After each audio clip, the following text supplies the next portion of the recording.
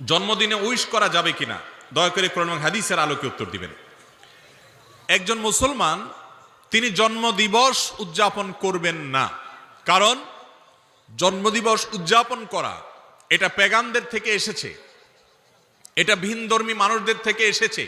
শুধুমাত্র তাদের থেকে এসেছে তা নয়, জন্মদিনকে কেন্দ্র করে যে কাজগুলো হয়ে থাকে, এমন কি এই যে আমরা আগুন জ্বালিয়ে থাকি, অনেকে জন্মদিনকে কেন্দ্র করে মোমবাতি জ্বালিয়ে থাকেন, কেক কাটাকাটি করে থাকেন, এই সবগুলো হুবহু এইভাবে এসেছে অনেকগুলো ভ্রান্ত বিশ্বাস থেকে।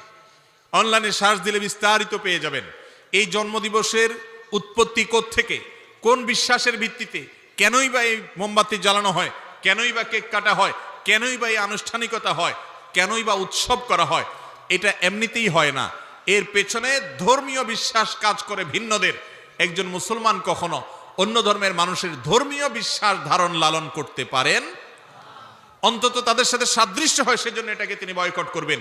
মুসলমান কখনো অযথা, অহেতুক এবং অযৌক্তিক কাজ করতে পারে না। মুসলমানের প্রত্যেকটা কাজের পিছনে কি থাকবে? যুক্তি থাকবে, কোনো একটা অবশ্যই তার পেছনে যৌক্তিক কারণ কাজ করবে। আপনার জীবন থেকে একটা বছর খসে গেল, আপনার জন্মদিবস আসলো, ধরেন আগামীকাল আপনার জন্মদিন, তার মানে হলো আপনাকে আল্লাহ যত হায়াত দিয়েছে তার থেকে একটা বছর চলে গেছে, পরবর্তী বছর আবার ওই দিনে আসলো, মানে আরেকটা বছর চলে গেছে। আপনার হায়াত থেকে একটা বছর চলে গেলে এটা কি খুশি হওয়ার কথা না কান্দার কথা?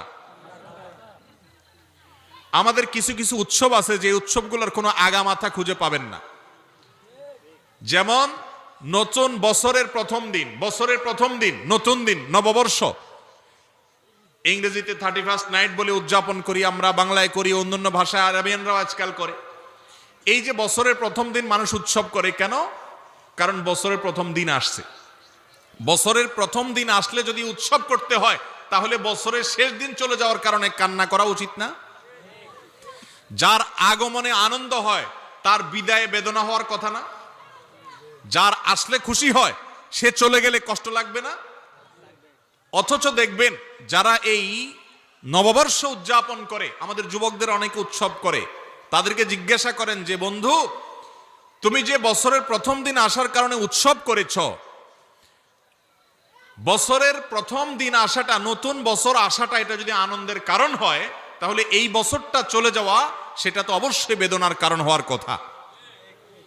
কই, তুমি তো তোমার জীবনে কখনো কোনো বছর চলে যাওয়ার কারণে, শেষ হওয়ার কারণে, আজকে বছরের শেষ দিন, কি করলাম এই বছরে আমি, এই কথা চিন্তা করি কখনো কাঁদো নাই? তাহলে তুমি হাসার দলে আছো, শুধু কাঁদার দলে। এই কাঁদার কোনো যৌক্তিকতা থাকতে পারে? যারা নিজেদেরকে বিজ্ঞান মনস্ক দাবি করে, যারা নিজেদেরকে দাবি করে যে তারা যুক্তি লজিকের বাইরে কখনো কোনো কিছু করে না, তারা ধর্ম পালনকারীদেরকে আঘাত করে, আক্রমণ করে নানা অজুহাত দিয়ে, এই লোকগুলো যখন এই সমস্ত অযৌক্তিক দিবস পালন করে এবং উদযাপন করে, তখন আর বুঝতে বাকি থাকে না যে তাদের কথা এবং কাজে মিল নেই। এজন্য কোনো মুসলমান জন্মদিবস উদযাপন করবে না।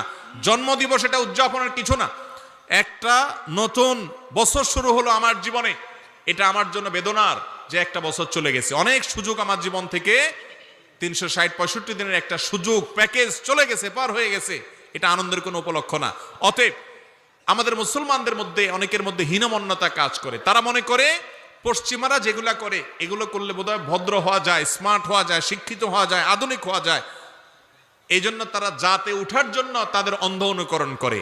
অথচ একজন মুসলমান তিনি এই সমস্ত ভিনধর্মী কালচার, ভিনদেশী কালচার, অযৌক্তিক কালচার, এগুলোর পেছনে পড়ার কথা না। অতএব কোন মুসলমান জন্মদিবসকে কেন্দ্র করে না কিছু করবেন, না কাউকে উইশ করবেন। এটা উইশ করার কোনো জিনিসই না। নবী করিম সাল্লাল্লাহু আলাইহি সাল্লাম 2 ঈদে উইশ করেছেন, ভালো কিছু অর্জন করেছে, আপনি কাউকে সাহস দিয়েছেন, ভিন্ন কথা।